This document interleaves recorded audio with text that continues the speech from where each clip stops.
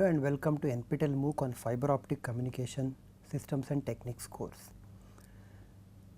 So far in the previous modules we have looked at light as a wave, we have also seen light as rays, we have looked at Snell's law of reflection and refraction, we have seen how to look at those Snell's laws from electromagnetic perspective, that is starting from Maxwell's equation, what should we infer about what happens when light is incident on a medium and undergoes total internal reflection. We have seen that there is a non-zero field outside the medium as well, that is the medium in the medium of the lower refractive index.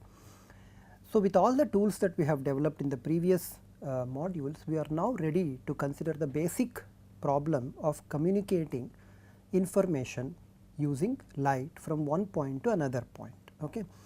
You might feel that the simplest possible way of communicating information by light is to somehow get light to change its properties. So, maybe its amplitude can be changed, or maybe its frequency or its wavelength can be changed in response to whatever the information that you want to transmit, right. So, this information that you want to transmit is itself coming from a non-electrical type of a waveform to electrical waveforms, and these electrical waveforms will be further converted to optical waveforms. That is, that process of converting information in one domain to another information, or at least varying one of the properties of the other wave in response to a modulating or information wave, is called as modulation, right. So, this basic process in which I take information in say electrical form and convert it into optical form by varying one of the characteristics of light wave would be the modulation. So, once I have this information, I modulate the information onto the optical carrier, okay, which is essentially a light wave, and then you might think that the simplest way of conveying this light wave would be to just beam it across the communication point. So, for example, you might have played with torch lights when you were kids or maybe even now, and you would see that if you hold up a torch light onto a room which may be initially dark, then you see that the image of light, or rather light, actually passes through and illuminates the room. So, if this light itself would be changing, then those corresponding changes would also be visible across the room, right. You might have seen laser pointers. So, instead of using a torchlight, if you have used a laser pointer while making a presentation, for example, you might actually point out the laser onto the screen and then move it around. So, if you can somehow automate this process in which information would then change the laser characteristic, maybe that it is pointing or something else, then it is perhaps possible for us to directly convey this information. In fact, this approach of using light wave and communicating light wave directly to the receiver, okay, sometimes called as line of sight communication, is not altogether new, nor is it not used. Actually, it is quite gaining popularity in the recent years under the name of visible light communications, and there are various versions of visible light communications which make use of this fact that you can modulate a characteristic of light and then shine this light across directly to the receiver. Okay. The problem with this near field, the problem with this visible light communications is that it is mostly restricted to near field communication. So, you can't go long distances. For example, the distances that we talk about in optical fiber communication, which is across continents, you can't really reach that with shining a laser pointer or shining a torch light across over that.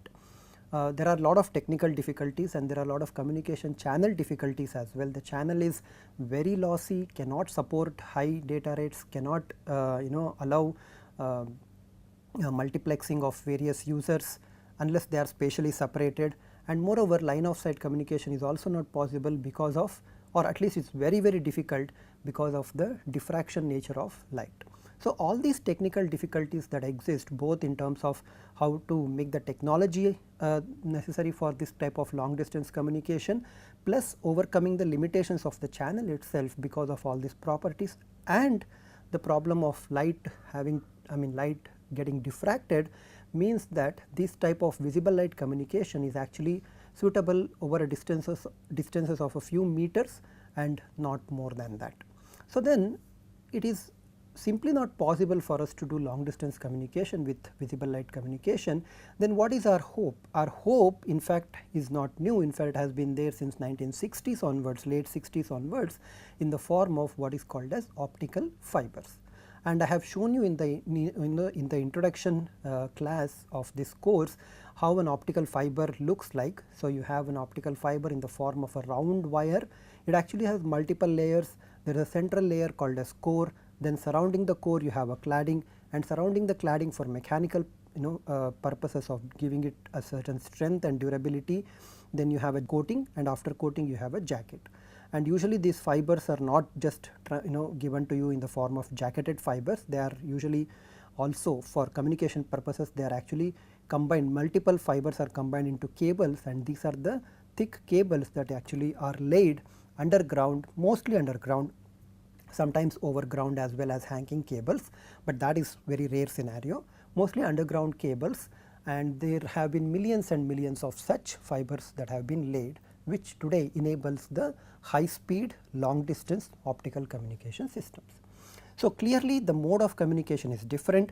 In the visible light communication, you would just take the light, shine it across, and then the receiver would capture a portion of it, and hopefully whatever the captured portion, that would be sufficient for it to decode the information, or rather demodulate the information.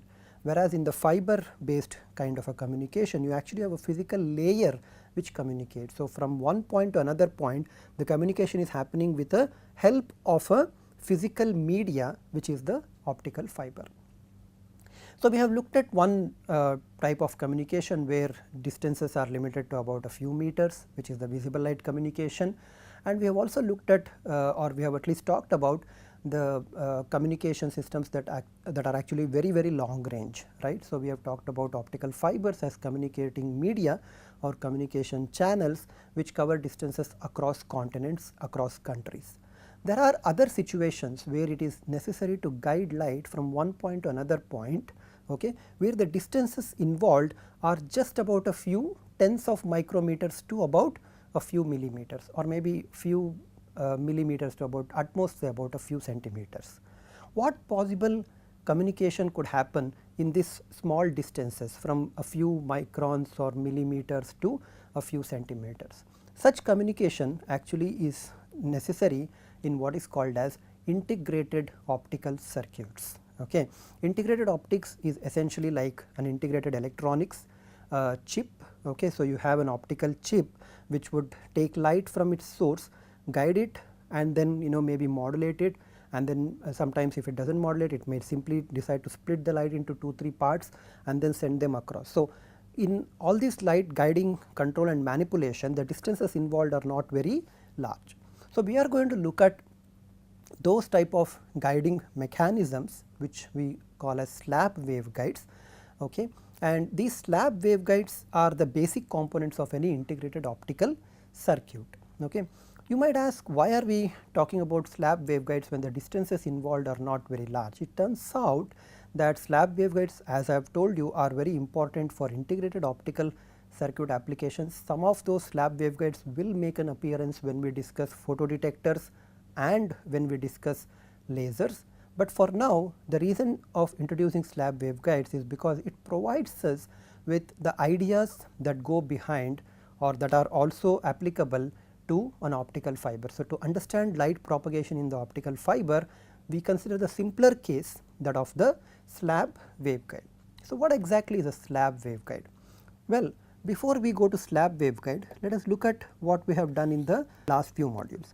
We had an interface which was separating two refractive indices N2 and N1, right, and we consider the case of N1 greater than N2. So, clearly what we are aiming for is some sort of a total internal reflection, right. So, I have an interface normal, okay, and then I send in light at a certain angle theta 1. Now, as long as the angle theta 1 is less than the critical angle, there is nothing specific going on about this particular system or this particular arrangement, but when angle theta 1 becomes greater than the critical angle of the interface, please remember that the critical angle of the interface is obtained by applying Snell's law. So, N1 sin theta IC must be equal to N2, okay, but of course from the wave theory point of view, you know that there are actually evanescent waves, and these evanescent waves decay perpendicular or along the normal to the interface, but they essentially propagate along the interface itself, right. So, we have seen this kind of a thing when we discussed total internal reflection. Now, what I have is I send in light, okay, at an angle theta 1, and at this point I do not concern myself with whether I am dealing with a transverse electric polarized wave or transverse magnetic polarized wave. So, I just have light. You can think of this as in the form of a ray or in the form of a wave. Okay. For now, we think of this in the form of a ray and do not worry particularly about whether it is TE or TM. What happens when theta 1 is greater than theta IC? You know very clearly that the light incident would actually get reflected back, right. So, this is the phenomenon of total internal reflection. Of course, from the wave theory point of view, you know that there will be an additional phase shift that this particular reflected light will experience, and this phase shift depends whether we are dealing with a TE or TM. That is the reason why I have not yet introduced the picture of this phase information over here and simply dealing with the ray kind of an approximation over there, over in this case. So, let us actually look at the importance of this scenario. By total internal reflection, okay, what we have done is to actually confine light entirely into this medium. So, if this medium goes off all the way to infinity, then light is confined in this medium, right. So, light has not penetrated or does not really exist in this lower refractive index medium. Of course, forget about the evanescent waves at this point, because in the ray picture there are no evanescent waves, the ray of light completely reflects back. But this really does not solve my problem. For example, let us say this is where I have kept my optical source. The only way I can communicate now is that if I keep a detector exactly at this particular angle, so that the ray of light gets reflected and whatever the information that you have that you want to transfer is now received, because information is riding on the light source. Unfortunately, if my receiver stands somewhere at this point, there is just no way, or at least it is not possible with this kind of a mechanism. I have to adjust the angle theta 1 to send light across this, and sometimes I might not even be able to do so, right. You might of course say that why do not I move the source up and then make it parallel to the detector, or like in the line of sight of detector, but this is simply the problem of VLC that we have been talking about, which is what we do not want to perform, right. So, what is the way out, right, and of course, there is another technological problem here. I mean, I cannot really have a medium of infinite refractive index, right. So, I have to have a finite medium. So, the solution for our problems is to actually put another interface, okay, and this interface in integrated optics is normally called as a cover. This is called as a film or sometimes called as a guide, and this one is called as a substrate. Okay. Here we have seen that the cover has a lower refractive index than the film layer, and in this particular substrate, if I were to have a refractive index which is greater than N1, that is of the film, then light when it is incident at this interface would then have partial reflection and partial transmission, and after a few such back and forth reflections, then the amplitude of light would actually go down to 0, because at every reflection it would start losing out light. Okay. To avoid that, the refractive index N3 of the substrate is also chosen to be less than N1. Okay. Usually the substrate is intermediate between film and the cover, that is film refractive index, which is N1, is greater than the substrate refractive index, which is N3, which is greater than the cover refractive index, which is N2. Such slabs, okay, the substrate need not be infinitely long, it may be terminated at this point, okay, and this is essentially like a slab that you are carrying around. So, you have if you want, you can imagine this to be your duster, okay, where you have a lower this one, and then there is a sponge on top of it which is used to erase erase the board, right. So, this is what we would call as the film. The cover in this case would be just air, and this would essentially be the substrate.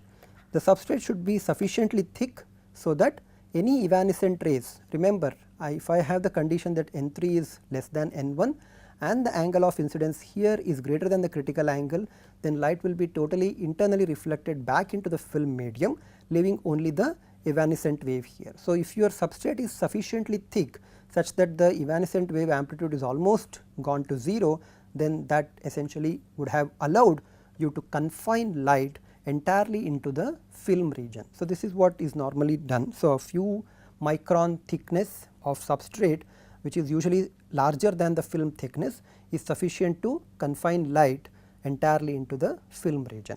And because we considered 3 different layers, each of them having different refractive index, this is called as asymmetric slab waveguide. Okay. This is called as asymmetric slab waveguide. But what we will do is to actually consider the symmetric slab waveguide, in which I have the film of refractive index N1 and the cover and substrate both with of same material. Okay. So, this is called as symmetric slab waveguide. This is the reason I am doing this is just to kind of get some reasonable expressions. The analysis is not really difficult if you were to replace this symmetric slab waveguide with a asymmetric slab waveguide. Okay. So, what am I looking at here? So, I know that I need to incident light, right. Somehow I need to couple light into this film in such a way that the angle that it would make theta 1 has to be greater than the critical angle, and once I ensure that, then I know that the light that gets reflected off would also be making the same angle theta 1, and it would also make the same angle theta 1 with the lower interface as well, right. So, this would also be theta 1, and therefore, light would be reflected back from this. So, the net effect is that after a few zigzag reflections, right, the light would then arrive at the receiver. Please remember that although I have shown this symmetric waveguide to be this particular long, a few centimeters long, in an actual integrated optical circuit this will be very short.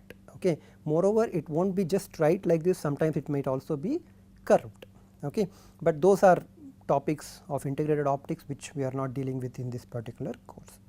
The idea that we have done is or discussed is that it is possible by use of total internal reflection to confine light entirely into the film region and then transmit information from one point, that is at one end of the waveguide to another end of the waveguide, simply by allowing light to have multiple refractions, right. So, multiple reflections, total internal reflections. Now, having looked at this, it is not really telling me more information. For example, what is the relationship between the slab thickness and what are the allowed values of theta 1? What happens if the slab thickness is made smaller? What happens if the refractive index difference between N1 and N2 is made larger or smaller? Is it any useful to have a control over the refractive index profile? So, what happens if I change the refractive index profile itself?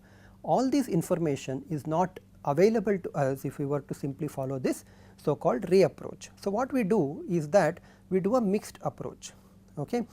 We will first look at what is called as transverse resonance condition, which is absolutely critical, that tells us what values of theta 1 are allowed for light to be guided from one point to another point. So, it is important enough that I actually mention this.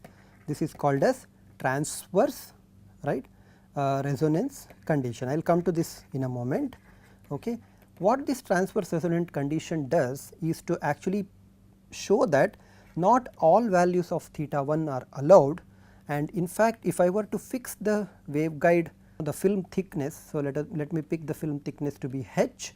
Okay. If I fix the film thickness h, then theta 1, h, refractive index N1 and N2 and the light wavelength lambda, all these quantities are related to each other.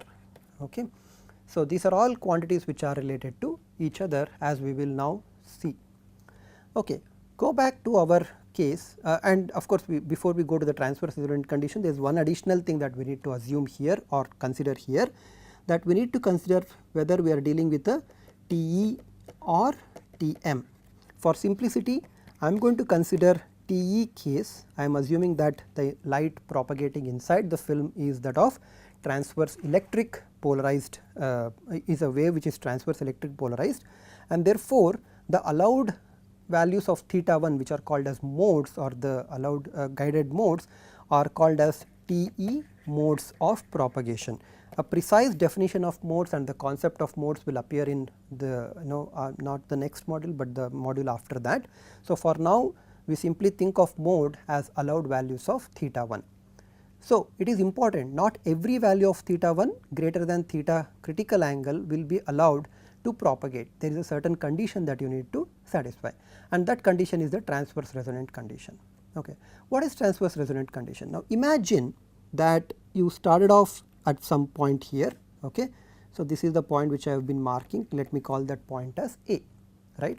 I know that this is the this is the k vector, right. This is the electric field or the magnetic field. In this particular case, this would be the magnetic field, and of course, the electric field would be perpendicular to this interface and pointing along the y direction, right. That is why we have considered the case of TE in this one. So, as the TE light is incident and gets reflected, you may now think of this case. So, as the light leaves this interface at at the plane z equal to A and then starts to propagate along the green arrowed direction that I have shown, reaches point B and then goes back again to point again to the plane which is at z equal to C, right. What it has done is it has done one complete round trip propagation, right. So, you started off with the plane at A, so you followed from A to B, and from B to C plane when you came back you have actually traversed one round trip. Okay.